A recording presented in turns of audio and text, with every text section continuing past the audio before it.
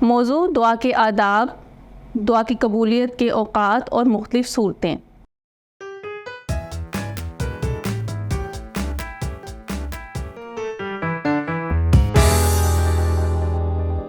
السلام علیکم عزیز طلباء طالبات، میں آپ سب کو مون لائٹ انٹرنیشنل پبلشر کے تعلیمی پلیٹ فارم پر خوش آمدید کہتی ہوں۔ آج سب سے پہلے ہم دعا کے آداب پڑھیں گے۔ دعا کرنے سے پہلے طہارت و پاکیزگی کا اہتمام کرنا چاہیے۔ پھر دعا کرتے وقت اپنے ہاتھوں کو اللہ تعالیٰ کے سامنے پھیلانا چاہیے، جیسے ایک محتاج ایک بڑی ہستی کے سامنے اپنے ہاتھوں کو پھیلاتا ہے، اور اپنی محتاجی کا اظہار کرنا چاہیے۔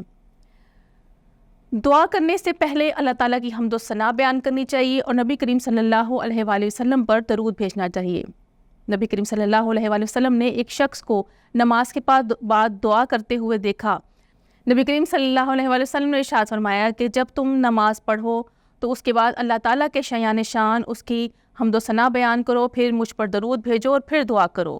نبی کریم صلی اللہ علیہ وآلہ وسلم کے ارشاد کے مطابق جب نبی کریم صلی اللہ علیہ وآلہ وسلم پر درود بھیجا جائے تو اللہ تعالیٰ 10 رحمتیں نازل کرتا ہے۔ تو جب رحمتوں کا نزول ہو تو دعائیں قبول ہوتی ہیں، اس لیے دعا سے پہلے اللہ کی حمد و ثنا کے ساتھ نبی کریم صلی اللہ علیہ وآلہ وسلم پر درود بھیجنا چاہیے۔ دعا کرنے سے پہلے کوئی نیک عمل سر انجام دے لینا چاہیے، مثال کے طور پر صدقہ دینا یا نوافل پڑھنا، اور اللہ تعالیٰ سے دعا کرنی چاہیے کہ جو میں نے نیک عمل کیا ہے اس کے وسیلے میری دعا کو قبول کر لیا جائے۔ تمام مومنین اور مومنات کے لیے خیر کی دعا کرنی چاہیے، کیونکہ کہتے ہیں کہ جب ہم کسی دوسرے کے لیے دعا کرتے ہیں تو اللہ تعالیٰ وہی دعا ہمارے حق میں قبول فرما لیتا ہے۔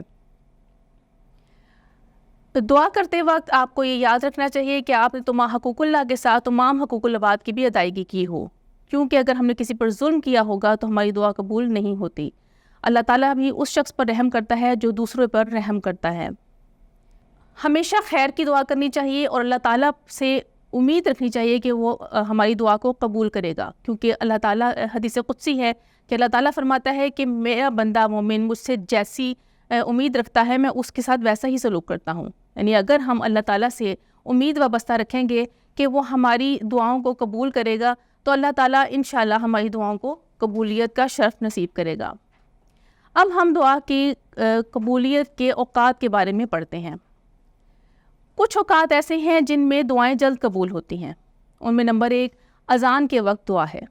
اذان کے بعد کی دعا پڑھنے کے بعد دعا کرنا، اذان اور اقامت کے درمیان میں دعا کی جائے۔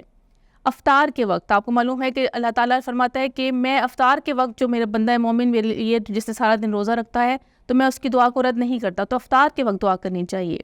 شب قدر آپ کو معلوم ہے رمضان کی آخری طاق راتوں میں ایک رات شب قدر ہے جس میں اللہ تعالیٰ دعاؤں کو قبول کرتا ہے۔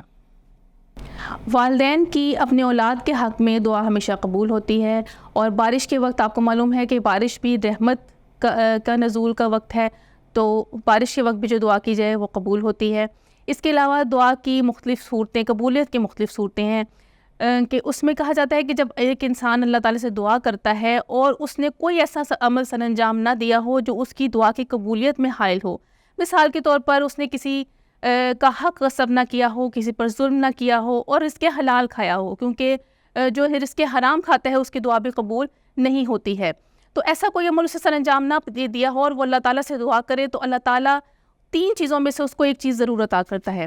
یا تو اللہ تعالیٰ اس کی دعا کو قبول کر لیتا ہے، یا اللہ تعالیٰ اس سے کوئی مصیبت ٹال دیتا ہے، یا اللہ تعالیٰ اس کے لیے اس دعا کو آخرت کے لیے ذخیرہ کر دیتا ہے، یعنی اس دعا کا اجر اس کو آخرت میں ملے گا۔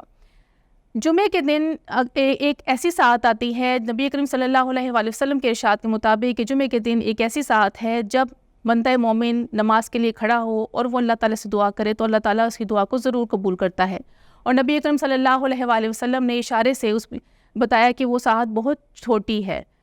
امید کرتی ہوں کہ آج آپ کو دعا کے آداب، اس کی مختلف صورتیں اور قبولیت کے اوقات کے بارے میں واقفیت حاصل ہوئی ہوگی۔ اللہ حافظ۔